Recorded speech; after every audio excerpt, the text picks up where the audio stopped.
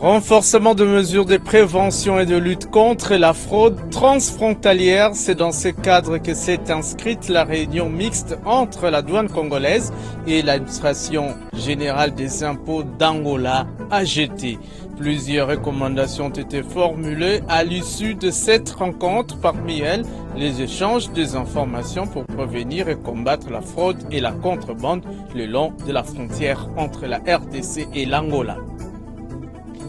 Les programmes de développement local de 145 territoires en marche dans le nord Ubangi. Les travaux de construction des infrastructures scolaires, sanitaires ainsi que des bâtiments administratifs avancent normalement à la grande satisfaction des différentes communautés locales, très heureuses de voir ces réalisations que porte la signature du président de la République Félix-Antoine Tshisekedi sous la coordination de la cellule d'exécution des financements en faveur des États fragiles CFF. Les développements de ces titres et tant d'autres dans ces magazines Fiscalité et Développement dans une présentation signée Muriel Makiese-Loutina.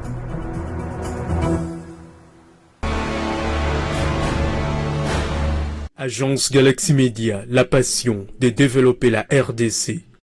Merci de choisir cette chaîne pour suivre ce numéro de Fiscalité et Développement, magazine d'information économico-financière et dossier de développement au Congo-Kinshasa. Calais continue à enterrer ses morts dans un dénouement complet. Après les mois et l'émotion suscitée par les conséquences de la catastrophe, Calais tend la main à toute la bonne volonté pour l'aider à se reconstruire, chacun selon ses moyens. Répondant à cette main tendue des habitants de Calais, Jérôme Sekana Penepapa, délégué général du groupe Angel, a procédé ce dimanche 14 mai 2023 à la remise de l'assistance humanitaire d'Angel Cosmétique à ses sinistrés sur place à Bouchoujou, l'une des localités affectées par cette pluie avec plus de 900 morts. Les 30 tonnes, vous êtes ici à Insela. Nous avons connu deux sites. Il y a Bouchouchou qui est sinistré. Il y a aussi Inyamukubi. Les 30 tonnes ici revient encore répondre à d'autres besoins. Ce que nous venons de réceptionner, c'est encore un ajout. Ça va nous aider aussi à répondre à ceux-là qui n'ont pas encore trouvé. Parce que ça, c'est Bouchouchou. Il y a Inyamukubi qui est de l'autre côté. Ils devaient se partager. Donc nous allons faire notre mieux pour que les listes qu'on est en train de confectionner, si c'est là qui ne se sont pas retrouvés sur le site qui était déposé par le gouvernement national et provincial, ça va aussi nous aider à répondre tant soit peu. La Direction générale de douanes et accises de GDEA et l'administration générale des impôts d'Angola AGT se sont réunis en commission mixte dans le cadre du plan d'action conjoint pour le renforcement des mesures de prévention et de lutte contre la fraude transfrontalière. C'était vendredi 12 mai 2023 au Fleuve Congo Hotel ici à Kinshasa. Didi Mavambu Nombolo Pepe, Landrine Nyangilostine pour le reportage. C'est dans la matinée de vendredi 12 mai au Fleuve Congo Hotel qu'a débuté la réunion mixte entre la Direction générale des douanes et accises DGDIA, représentée par la directrice générale Jeanne Blandine Kawanda Walwom, et l'administration générale des impôts d'Angola AGT, conduite par le président du conseil d'administration José Leiria. Cette rencontre organisée à Kinshasa est inscrite dans le cadre du plan d'action conjoint pour le renforcement de mesures de prévention et de lutte contre la fraude transfrontalière. Les relations entre la douane angolaise et la douane congolaise sont dans le bon terme et notre présence ici, c'est pour démontrer qu'on est ici et pour fortifier nos places d'amitié avec la douane d'ici parce qu'on divise une frontière très importante où on a un grand volume de transit très significant et on a besoin de créer des stratégies pour que le transit frontière puisse obéir les législatures des deux pays. Dans le cadre d'un accord que nous avons signé entre les deux pays, ce que nous appelons en douane, au niveau de l'Organisation mondiale de douane, l'accord d'assistance mutuelle administrative. Et sur la base de cet accord entre administrations douanières, nous allons mettre nos experts, les experts de la douane congolaise et de la douane angolaise ensemble pour débattre des problèmes, pour pouvoir ensemble trouver des solutions communes pour que nous puissions mieux encadrer les recettes du trésor, aussi bien pour la douane. Quand il y a une fraude qui s'organise, il y a perte de recettes aussi bien dans le pays exportateur, l'Angola qui sert plutôt de pays de transit pour la RDC.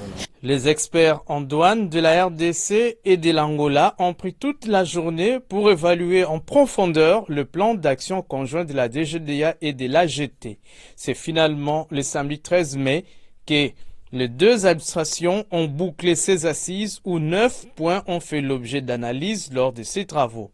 Plusieurs recommandations ont été formulées à l'issue de cette réunion mixte, parmi lesquelles la transmission par l'AGT à la DGDA de la proposition révisée de l'accord d'assistance mutuelle administrative en matière douanière. L'AGT doit envoyer une lettre à la DGDA demandant la liste officielle des frais et taxes à payer par les transporteurs étrangers.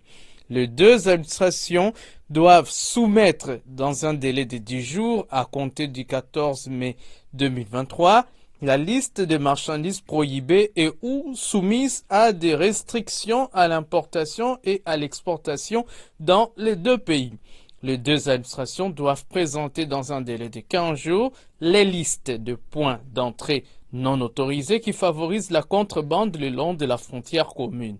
Les deux administrations doivent échanger des informations, collaborer pour prévenir et combattre la fraude et la contrebande, pour ne citer que cela.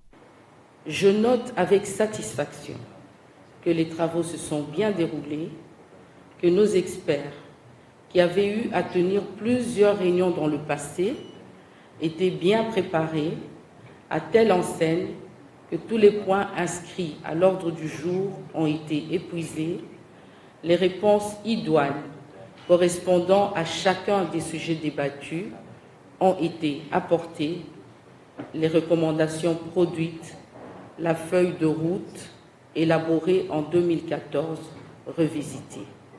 La prochaine réunion mixte AGT-DGDA se tiendra au courant du mois de mai 2024.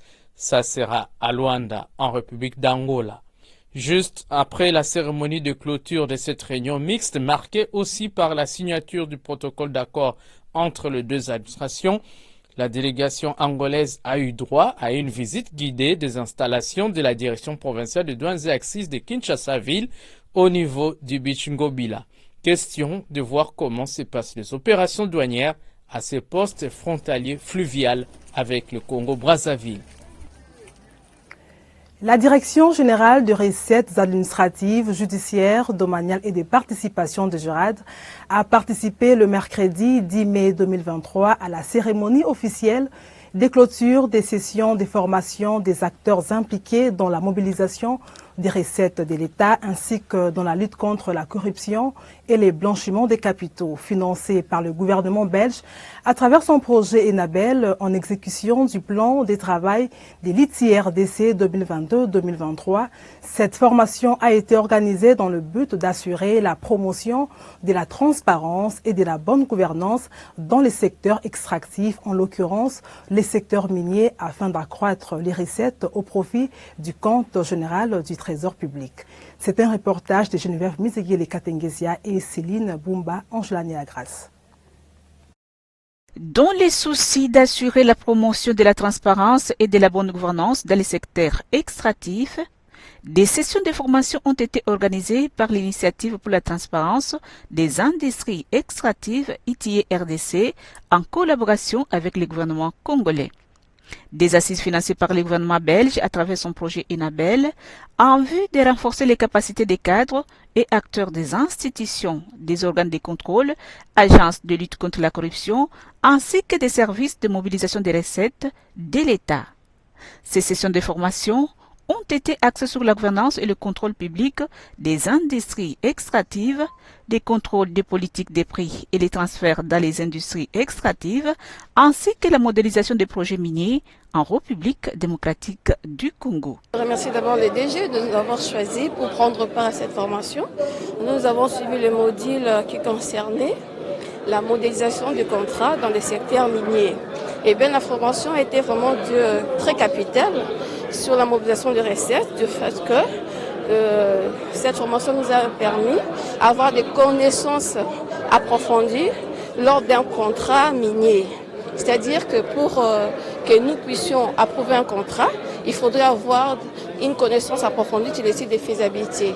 Et là, grâce à cette étude de faisabilité, nous aurons certainement à découvrir les données fiscales et les données économiques. Et grâce à ces données, ça nous permettra, nous, peut-être qui avons suivi la formation, à dégager les bénéfices pour l'État. Parce que grâce à cette formation, nous avons appris le calcul de la rente. La rente, c'est le surplus du bénéfice. Et bien, nous remarquons que nos investisseurs qui viennent ici pour exploiter nos richesses de sous-sol, non seulement ils exploitent, ils pillent. Et même l'État ne se retrouve pas. Et bien, grâce à cette formation et aux connaissances que nous avons apprises, nous serons évidemment, nous serons capables, bien entendu, d'aider l'État de rentrer dans ce qui lui revient. Les participants à ces sessions de formation disent être satisfaits de la qualité des enseignements dispensés, a indiqué la représentante adjointe d'Enabel, Myriel Hermoud. Et je sais combien vos compétences sont et seront toujours au service de la République démocratique du Congo pour justement favoriser l'augmentation des recettes et donc une amélioration de la qualité de vie des populations congolaises. La ministre d'État en charge du plan, Judith Souminoa Toulouka, qui a présidé la cérémonie de clôture de ces sessions de formation, a exhorté les apprenants de faire bon usage des connaissances acquises afin de contribuer au développement du pays. Ces modules de formation vous ont également permis de développer les capacités pour faire des projections de chaque contrat minier et avoir des données sûres en ce qui concerne les flux financiers et les droits dus par les opérateurs à l'État pour toute la durée du projet extractif. Je vous félicite donc pour les échanges fructueux que vous avez eus et vos interventions combien pertinentes qui me poussent à croire que vous vous êtes approprié le contenu des différents modules qui ont fait l'objet de présentations. Point n'est besoin de rappeler que la mise en œuvre de l'ITIE en tant que norme de portée mondiale qui promeut la transparence et la bonne gouvernance dans le secteur extractif nécessite l'implication active et totale de toutes les parties prenantes engagées. Cette implication, disais-je, exige que les acteurs soient bien formés et outillés afin d'accomplir avec efficience leur mission, chacun là où il se trouve. C'est à ce juste titre que le gouvernement, alors engagé à mobiliser les ressources nécessaires pour financer les priorités de développement du pays, a, à travers les NABEL, organisé ce séminaire auquel vous venez de participer, au cours duquel vous avez passé en revue notamment les thématiques relatives, notamment à la gouvernance et au contrôle public des industries extractives, au contrôle et aux politiques des prix de transfert dans l'industrie extractive, ainsi qu'à la modélisation des projets miniers en République démocratique du Congo.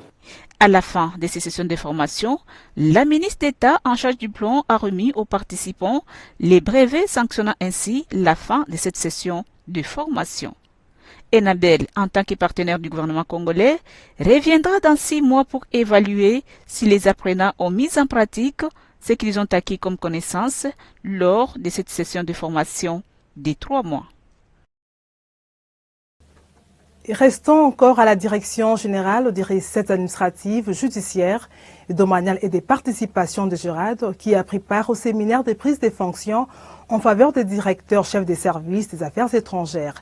Objectif, réunir les responsables de l'administration des affaires étrangères en vue de renforcer les capacités de tous les animateurs des différents services de ces ministères. C'était mercredi 10 mai 2023 au ministère des Affaires étrangères. Landry Nonian-Guilostine pour le reportage. C'est dans la salle Ramazani Baya de l'Académie diplomatique du ministère des Affaires étrangères et francophonie que le vice-ministre des Affaires étrangères, Crispin Badou, a lancé les séminaires des prises de fonctions en faveur des directeurs chefs des services représentant le vice-premier ministre, ministre des Affaires étrangères, Christophe Lutundula en mission. Invité à ces assises, la Direction générale des recettes administratives, judiciaires, domaniales et des participations de Gérard, représentée par Émilie Chilumba, coordonnateur du secrétariat de la Direction générale de cette régie financière, a orienté son intervention sur les spécificités de la chaîne de la recette non fiscale. En ce qui concerne les recettes encadrées par la DGRAD, si l'on doit en parler, c'est qu'on doit examiner les procédures de la réalisation de la recette par la DGRAD en collaboration avec le ministère des Affaires étrangères. Au cas où vous ne le sauriez pas, le ministère des Affaires étrangères est l'un des services d'assiette qui travaille avec la DGRAD depuis sa création à la réalisation de la recette. La perception de la recette, comme je le disais, passe par la constatation, la liquidation, qui sont de la compétence du ministère des Affaires étrangères, et puis par l'ordonnancement et le recouvrement, qui sont de la compétence de la DGRAD. Par la constatation, on identifie, on évalue la matière imposable sur base de l'existence d'une créance de l'État. Par la liquidation, on détermine le montant de la créance en indiquant les bases, le taux et le tarif appliqués. Par l'ordonnancement, on établit la note de perception, c'est la DGRAD, pour prendre en charge la recette. Et par le recouvrement, l'État encaisse la somme due. Au-delà de la nomenclature et des procédures en la matière, les animateurs du poste diplomatique doivent connaître la législation d'autres secteurs, notamment la famille, le code de la famille, le commerce, droit au WADA et autres, les exonérations, l'industrie, pour ne citer que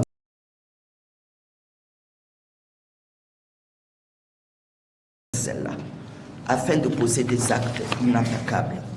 Ce séminaire est une opportunité qui permet d'une part d'échanger sur les défis et les opportunités de développement en vue de répondre aux attentes du peuple congolais et du gouvernement et d'autre part de s'inscrire dans les processus de changement de mentalité pour le pays et l'administration publique. Mesdames et messieurs les directeurs, chefs des services, je vous invite à promouvoir la conscience professionnelle et l'esprit de travail.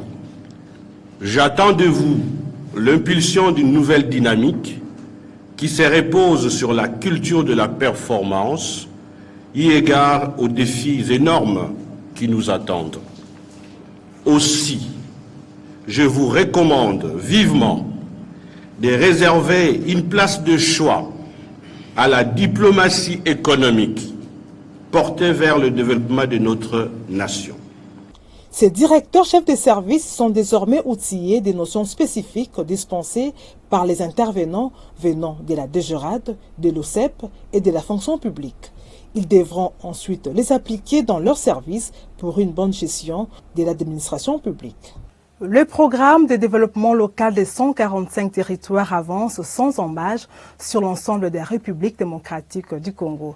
Dans le nord Ubangi, les travaux de construction des infrastructures scolaires, sanitaires ainsi que des bâtiments administratifs ont atteint une vitesse de croisière dans les 4 territoires qui comptent le Ubangi, sous la coordination de la cellule d'exécution des financements en faveur des États fragiles, CFEF. Ces projets, qui consistent à promouvoir le développement à la base, est initié par le chef de l'État, Félix Antoine Tshisekedi Tshilombo, sous la mise en œuvre du gouvernement Sama Lukonde. Didi Mavambou, Landré Nonyangilostine pour le reportage.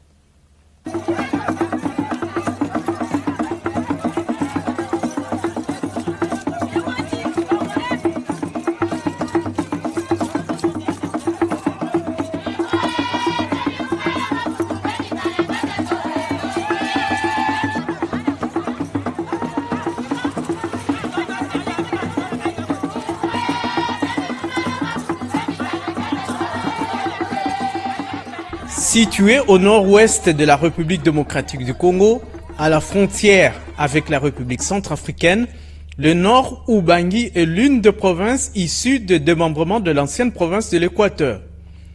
D'une superficie de 56 644 km² avec une population estimée à plus d'1 269 000 habitants, cette province vit aujourd'hui au rythme du programme de développement local de 145 territoires. Une promesse du président de la République, Félix Antoine Tshisekedi Tshilombo, concrétisée par le gouvernement Sama Lukonde Kyenge.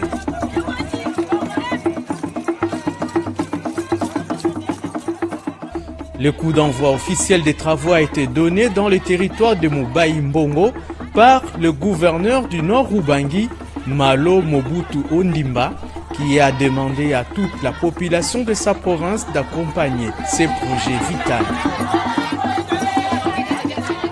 Cette journée, dois-je souligner, mérite d'être gravée en lettres d'or dans les annales de l'histoire récente du Nord-Ubangi, car elle consacre le début d'un processus qui vise à améliorer les conditions de vie des populations de la République démocratique du Congo en général et celle du Nord-Ubangi en particulier, consacrant ainsi le développement à partir de la base. C'est ici l'occasion pour moi d'adresser à la plus haute autorité du pays, au nom des filles et fils du Nord-Ubangi et au mien propre, nos sincères reconnaissances et profonde gratitude pour la matérialisation de sa vision dans notre province. Ces travaux de construction de nouvelles infrastructures sociales de base se font sous la coordination de la cellule d'exécution de financement en faveur des États fragiles CFF, représentée par le chargé des opérations Jean Chikuna Mulumba. La plupart des travaux ayant débuté au mois de février de l'année en cours, les entreprises ont 5 mois et demi pour terminer les travaux de construction et équipement des infrastructures afin de procéder à leur réception au plus tard à la fin du mois de juillet 2023, conformément aux différents programmes prévisionnels d'exécution des travaux.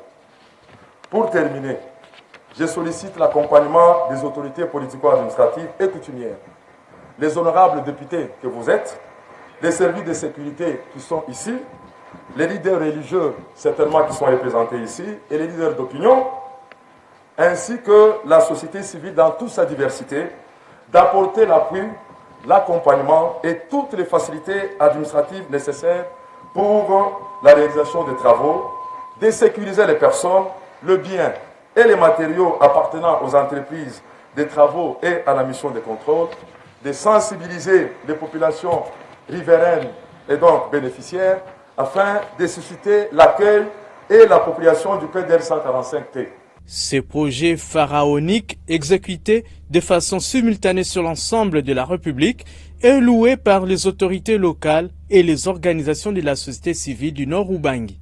Vraiment, territoire Eningani, na grande joie, na motema na kosepela, na makasi, na komona ete makambo ya 145 territoires, oyo lelo, chef de l'État, grâce na ye, a komisi yango awa na territoire Mobai Mbongo, vraiment territoire Mobai Mbongo, et pesi ye merci mingi pona komona ete changement et koti na territoire Mobai Mbongo, pona makolo na lelo. Dans les 4 territoires que compte le Nord-Ubangi, les travaux progressent à grands pas, notamment à Bosobolo, Mobai Mbongo, Businga et Yakoma. Ingénieurs en travaux publics, maçons ou aides-maçons sont engagés à construire 37 ouvrages.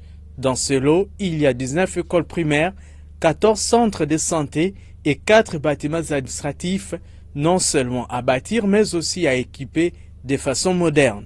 Par rapport à ce qui s'est fait actuellement, nous sommes, je peux dire, à 30%. Donc, on évolue tout doucement, comme vous pouvez le constater. On n'a pas assez de blocs pour le moment, mais l'entreprise nous a dit que bientôt, là, ils vont nous ravitailler avec le matériau. Ainsi évolue le programme de développement local de 145 territoires dans la province forestière et agricole du Nord-Ubangi, qui bénéficiera également de la réhabilitation de 1805 km de routes de desserte agricole. Comme partout ailleurs, le programme de développement local de 145 territoires augure beaucoup d'espoir dans le chef des différentes communautés locales en général et celles des territoires de la province du Nord-Ubangi en particulier. Je vous convie à suivre comment les Nord-Ubangiens ont accueilli ces programmes initiés par le chef de l'État dans une mise en œuvre du gouvernement de la République. Une fois de plus, retrouvons Didi Mavambo Nombolo Pepe et Landry Nonyangi Lostine.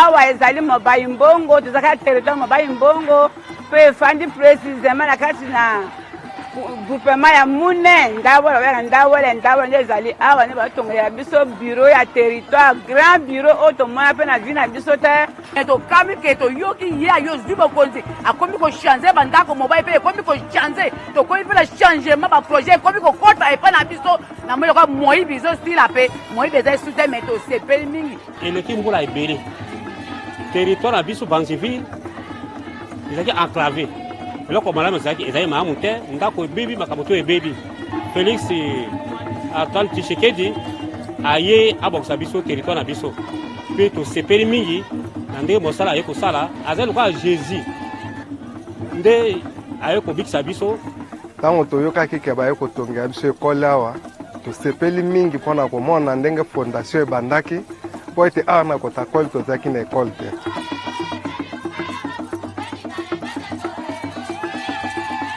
Ils y croient parce qu'ils sont tous témoins de toutes ces réalisations en cours d'exécution dans la province du Nord Ubangi. Dans les territoires de Bosobolo, Mobai Mbongo, Businga et Yakoma, les travaux de construction et d'équipement des infrastructures scolaires, sanitaires et bâtiments administratifs dans le cadre du programme de développement local de 145 territoires rencontrent de plus en plus l'assentiment de tout le Nord Ubangien. Et c'est grâce à la volonté d'un homme, Félix Antoine Tshisekedi Tshilombo, président de la République. Esengo na ngai ezali ke pona éducation ya bana talaka kandenge ozomona bana batangaki na condition mabe kofanda na se ban ezate mbula soki ebeti ekomi journée morte donc bana baotanga te donc mwana azokoma azosisa classe écriture ya bien belle mais ate donc na komona ndenge tomoni projet ya 145 territoire epesi biso esengo mingi et si eza une partie à développement na mboka. École ezaki créée depuis 1978 et comme en 2005 toiture ekei tokomi ko souffrir soki mbula enuki tozaka pénaliser na bana na biso basenya mwa totangisa bana ezate assise ya bien ezate bana bavanda na se na mabele parce que talaka école on ndenge eza wana 145 tozape ciblé nango tosepelaki makasi. Nous souffrons. Nous étions vraiment dans des conditions désagréables. Et quand le projet nous est arrivé, c'est déjà une victoire pour nous que, un de ces 4 matins, nous aurons un bon bâtiment pour encadrer la jeunesse du peuple congolais. L'accueil de ce projet nous rassure et nous a donné beaucoup de plaisir en voyant l'état de l'évolution de nos enfants. Depuis l'école, la création, il n'y avait aucun bâtiment. Mais le projet nous est arrivé par le chef de l'État, nous est rassuré avec la population entière du village.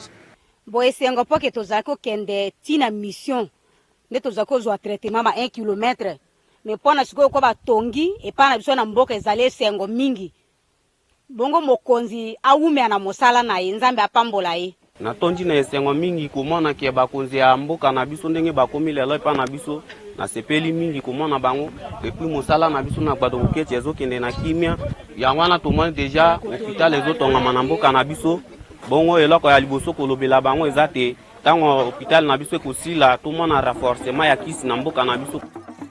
Nous remercions grandement le chef de l'État qui nous a envoyé de nouveaux bâtiments. Que Dieu le bénisse et continue à faire chaque fois pour nous. Ah, biso to traitaka na condition mabe talaka ndako ya liboso ezaka ndako mabe toza na ndako te esika pe ofandisa ba malade ezate ba malade balaka ikona ba matoko na se même place pe akobota eza mabe tofandisa bango be na mabele kobosisa mosika na mabele to traitaka pena na condition normale te.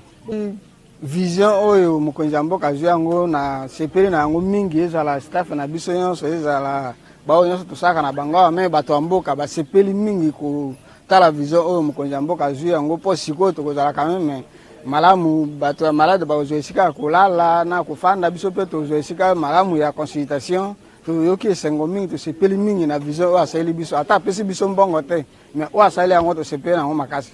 Epa na biso penza situation malongo ezalaki te tosepeli makasi penza mpo awawa eza penza eta normal te ava epa biso mbeto eza te kisi malonga te makambo penza ya soin eza te. loka bosali botosepeli makasi mpenza. totali ndako oyo tozalaki nango ya liboso eta nango eza bien te bayimboka balukaki moyen ya kosomba manzanza basilisa me makasi ezalaki te toza na esengo komona oyo président ye moko atindi projet oyo bazotongela biso tozosepela tro chaque jour mosuka bapapa lokola biso tozoya koassiste. Mise en œuvre par le gouvernement Sama Lukonde, ces programmes est en train de se réaliser sous la coordination de la cellule d'exécution de financement en faveur des États fragiles CFF. Dans quelques mois, les différentes communautés locales des territoires du Nord Ubangi vont devoir bénéficier des écoles, centres de santé et bâtiments administratifs modernes et surtout bien équipés. Le budget de l'État exercice 2024 au centre du séminaire d'orientation budgétaire 2024-2026, organisé du 8 au 10 mai 2023 à Sultani Hotel Kinshasa par le comité de pilotage et d'orientation de la réforme des finances publiques COREF en collaboration avec les projets d'amélioration du recouvrement des recettes et de la dépense publique en RDC encore. Ces travaux ont été ouverts et clôturés par le ministre d'État en charge du budget, Aimé Boji Sangara. C'était en présence de plusieurs parties prenantes, dont le président de la Commission économique et financière de l'Assemblée nationale. Marlène Bassoussou Sessakoumou et Landry Nyangilostine nous signent ce reportage. Il appartient désormais au passé les séminaires d'orientation budgétaire exercice 2024. Ces assises de 3 jours, lancées par les ministres d'État chargés du budget, Aimé Boji Sangara, ont permis aux différentes parties prenantes au séminaire d'orientation budgétaire de réfléchir et d'échanger autour du cadre budgétaire à moyen terme et de la déclaration des risques pour l'exercice allant de 2024 à 2026. Ce séminaire a été organisé par les comités de pilotage et d'orientation de la réforme des finances publiques COREF grâce à l'appui du projet d'amélioration du recouvrement des recettes et de la dépense publique en RDC encore, financé par la Banque mondiale. Formuler des mesures de mitigation relatives aux risques liés à la baisse du crédit à l'économie. Enrichir le risque lié au partenariat public et privé. Mettre à jour jusqu'en 2022 les données sanitaires et entrer à la situation épidémique. Évaluer les impacts des effets liés au changement climatique sur les infrastructures. En conclusion, les travaux se sont déroulés dans un climat de convivialité et de franche collaboration entre participants. Plusieurs mesures et recommandations visant à accroître les recettes de l'État et à améliorer les conditions de vie de la population sont sorties de ces travaux dont le ministre d'État, Aimé Boji, a passé en revue. Au regard de la richesse des échanges qui ont eu lieu au cours de ces 3 journées, il me serait impossible de m'étendre sur tous les points de vue qui ont été exprimés. Pour ne pas répéter le rapport du secrétariat technique que je viens de suivre avec attention, je voudrais tout simplement évoquer ici quelques idées forces qui ont retenu mon attention. Il nous est revenu en premier lieu que la mobilisation et la gestion des ressources demeurent un grand défi dans notre pays. Il en est de même de la répartition équitable du revenu national qui devrait être assurée continuellement. Le rapporteur vient de nous lire la recommandation qui demande à ce que nous puissions accorder beaucoup plus d'attention aux mesures de partage équitable de nos ressources.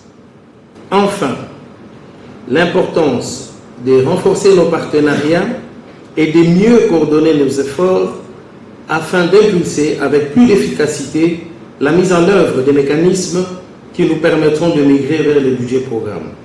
Par ailleurs, les recommandations formulées au terme de ces séminaires d'orientation budgétaire 2024 seront soumises au Conseil des ministres pour approbation avant son adoption par les parlements.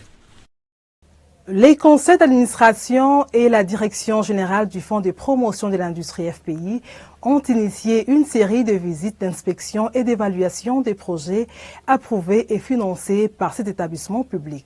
Cette mission effectuée sur instruction du ministre de l'Industrie a été dirigée par le président du conseil d'administration du FPI, Vicky Katoumoua. Moukalai. Objectif, palper du doigt les réalités de l'état d'avancement des projets financés. Ruth Kambaji-Wangani et Etienne Kumba nous en parlent. Vicky Katoumwa Moukalai à la tête d'une forte délégation du Fonds de promotion de l'industrie FPI. La présidente du conseil d'administration de cet établissement public, accompagnée du directeur général adjoint du FPI, entame une série de visites, d'inspection et d'évaluation de projets industriels financés par son institution. Le premier projet visité mardi 9 mai 2023, c'est l'établissement Malilanzenze Congo Communication. Cette société opère dans le secteur du transport fluvial. Projet financé par le FPI en 2020 dans l'objectif de désenclaver la ville de Mbujimayi en acheminant par voie fluviale des produits de première nécessité afin de favoriser la baisse de prix sur le marché. Un projet qui a connu quelques soucis faute à la régularité du niveau d'eau de la rivière Ndomba. Après l'établissement Malilanzenze vient les tours du centre de recherche en phytothérapie, pharmacopée africaine et technologie pharmaceutique CREPAD. Ces centres spécialisés dans la transformation de produits végétaux bruts naturels en produits pharmaceutiques modernes. Au moment de la Covid-19, les CREPAD avaient mis sur le marché congolais un produit contre le coronavirus. Deuxième journée de visite des projets, nous sommes mercredi 10 mai 2023. Les conseils d'administration et les directeurs généraux du FPI débutent leur tournée au Grand Hôtel Kinshasa. Une séance de travail est d'abord organisée entre l'équipe du FPI et le représentant de ces majestueux complexes hôteliers. Les échanges ont tablé sur les avancements du projet de rénovation et de modernisation des infrastructures de cet hôtel. Ensuite, la délégation a eu droit à une visite guidée des chantiers afin pour se rendre compte de l'évolution des travaux. Pour Taylor Lobanga, président du conseil d'administration du Grand Hôtel Kinshasa, les passages de la classe dirigeante de cet établissement public étaient une belle occasion de voir la réalisation du financement FPI. Autre visite, c'est Amigo Food. Ces projets a bénéficié d'un accompagnement FPI pour l'extension et le renforcement des capacités d'une unité des boissons non alcoolisées gazeuses éclatent au jus de fruits et d'arômes naturels ainsi que de l'eau minérale. Le troisième projet visité par les FPI est la société Sabanière Trading qui a reçu les fonds pour le parachèvement d'une unité de traitement d'eau minérale. Un projet Made in Congo. Le promoteur Augustin Kassongo a remercié les fonds de promotion de l'industrie FPI qui a participé à 100% dans la matérialisation de son projet. Visite clôturée sur une note de satisfaction pour la présidente du conseil d'administration, Vicky Katoumwa Moukalai. Pour tout ce que nous avons visité aujourd'hui comme projet, le conseil d'administration est satisfait. Le projet de Grand Hôtel, vous l'avez visité avec nous. Vous avez trouvé que c'est quand même un bon projet porteur. Bien qu'ils ont connu quand même quelques difficultés de parcours, mais sinon, ils sont en train de le réaliser et ils sont en train de rembourser correctement. Ils payent en même temps la taxe de promotion de l'industrie. Le troisième jour des tournées d'évaluation de l'opérationnalisation des projets industriels financés dans la ville-province de Kinshasa s'effectue dans la partie est de la capitale où l'équipe visite l'établissement Yetu dans la commune de Kinkole. Cette industrie qui est spécialisée dans le secteur alimentaire produit la boisson alcoolisée et non alcoolisée. Grâce au financement du FPI, cet établissement a pu installer 2 lignes de production d'eau minérale et une boisson alcoolisée mise en bouteille plastique. Le constat est à peu près satisfaisant par rapport au premier projet que nous avons visité de cet établissement Yetu, qui sont de bons clients apparemment, mais qui ont connu quelques difficultés de parcours, difficultés par rapport au paiement, parce que nous sommes en train de contrôler si ces établissements qui ont sollicité de prêts auprès du FPI sont en ordre avec leur paiement. Comme c'était un prêt qui date de 2019, en principe, ils devraient déjà commencer à payer. Bien sûr qu'ils ont commencé à payer. Ils ont eu quelques difficultés par rapport à l'importation de matières premières qui ont fait qu'ils sont en cours peut-être de moyens pour finaliser leur projet. Mais sinon, ils nous ont promis que dans les 2 mois qui suivent, ils vont se mettre en règle et qu'ils vont payer. C'est par la visite de la compagnie d'aviation nationale Congo Airways que les membres du conseil d'administration du FPI ont bouclé la série des visites d'évaluation et de quelques projets financés à Kinshasa. Cette fois-ci, le directeur général Bertin Moudimou Tshisekedi est présent. Lors de cette dernière journée, une séance de travail a eu lieu entre la délégation du FPI et le management de Congo Airways. Bien sûr que la situation du Congo Airways, vous la connaissez, elle n'est pas du tout reluisante. C'est une situation très difficile. Donc il fallait leur accorder, comme le DG venait de le dire tout à l'heure lors de la réunion, c'est une société d'État et nous, en tant qu'établissement d'État, nous ne devions pas rester impassibles aux problèmes que traverse Congo Airways pour le moment. Et donc vous avez cité les financements. Nous avons proposé une piste de sortie au directeur général de Congo Airways. Doit discuter avec son conseil d'administration et revenir au FPI pour des discussions, de nouvelles discussions. Donc nous restons jusque-là optimistes que le FPI va rentrer dans ce droit. L'étape de Kinshasa étant bouclée, d'autres visites d'évaluation de projets sont programmées dans les tout prochains jours dans les provinces du Congo central, du Haut-Katanga, du Lualaba et du Kasaï oriental. Participation à la 7e édition du Forum Géosciences à l'Université de Kinshasa, échange avec les caucus des députés du Bas-Ouélé et les sénateurs du Sud-Kivu, publication du rapport de la mission d'audit du fichier de la paie des agents et fonctionnaires de l'État. Voilà en gros l'essentiel des éléments à l'actif de l'Inspection générale des finances IGF au mois d'avril 2023.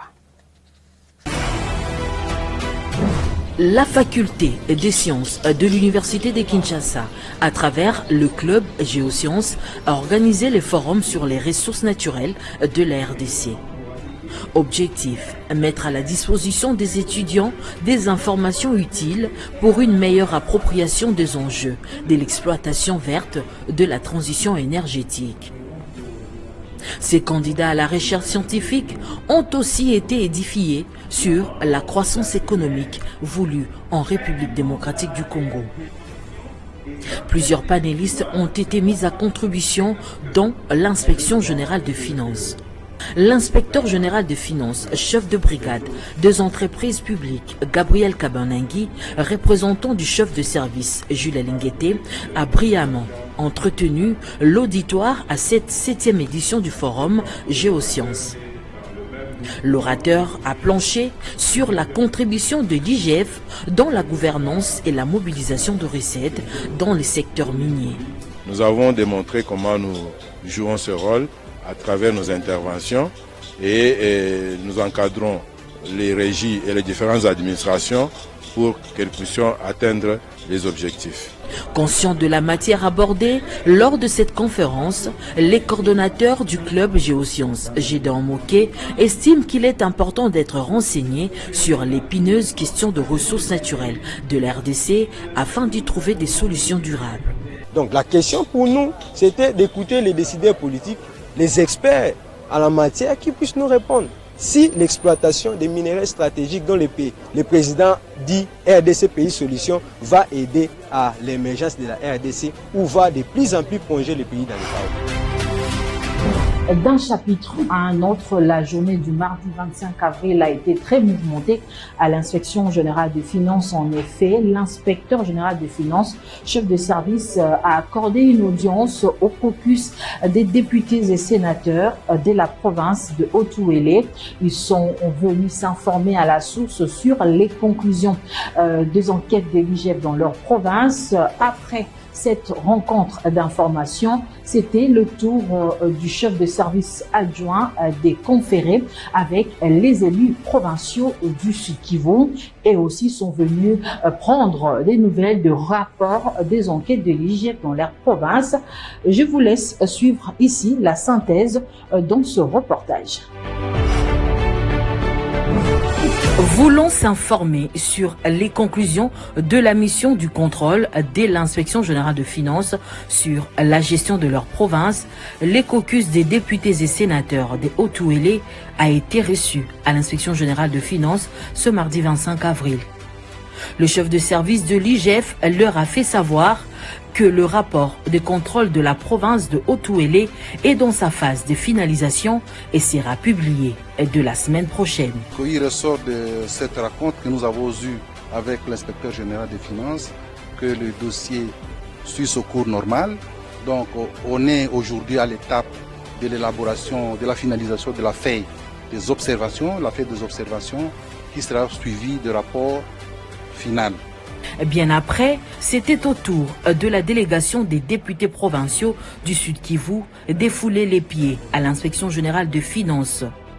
Les 26 députés provinciaux ont été reçus par le chef de service adjoint Victor Batoubenga et les coordonnateurs Herman Yeleza. Les élus députés provinciaux du Sud Kivu ont manifesté les soucis de comprendre qu'en est-il du rapport de gestion de leur province. Après les échanges, l'IGF, qui du reste a salué cette démarche, a recommandé aux députés provinciaux, s'ils veulent obtenir les informations sur les rapports de l'IGF, il est souhaitable de notifier ces services qui, à son tour, verra de quelle manière disponibiliser les informations demandées à leur possession.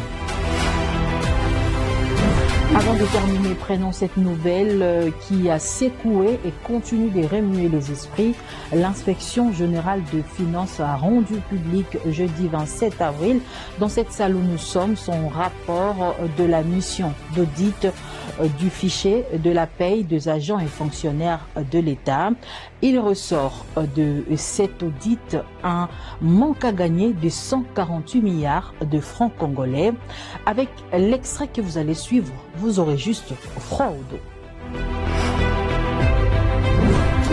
Un véritable travail de fourmi qui a pris une année et les secrets découverts font juste froid au dos.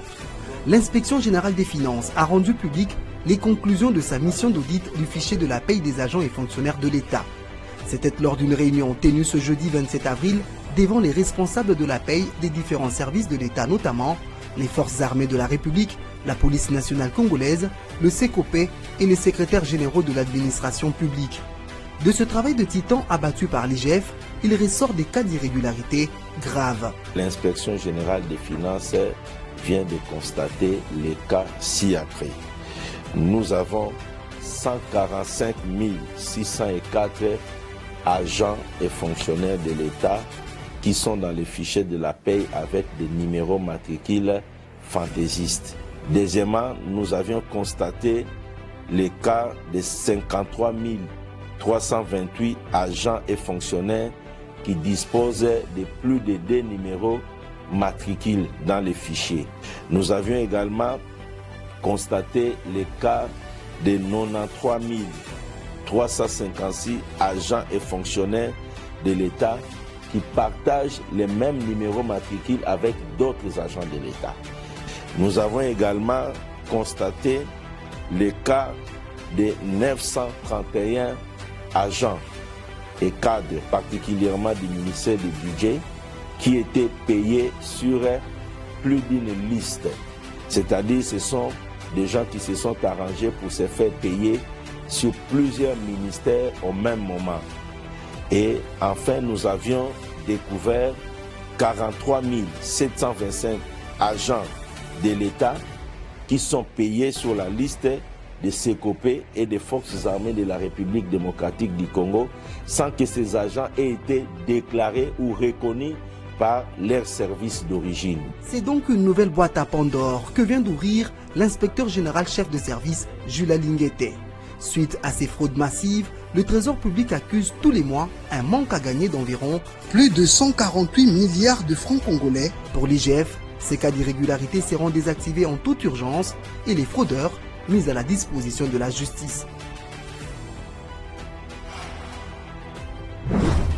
Ainsi se termine cette rubrique Écho de l'IGF pour le mois d'avril. Ça a été un réel plaisir pour nous de vous le présenter. Ainsi, nous vous demandons de rester fidèles à ces programmes. Quant à moi, je vous remercie et je vous donne rendez-vous le mois prochain avec le même plaisir. Au revoir.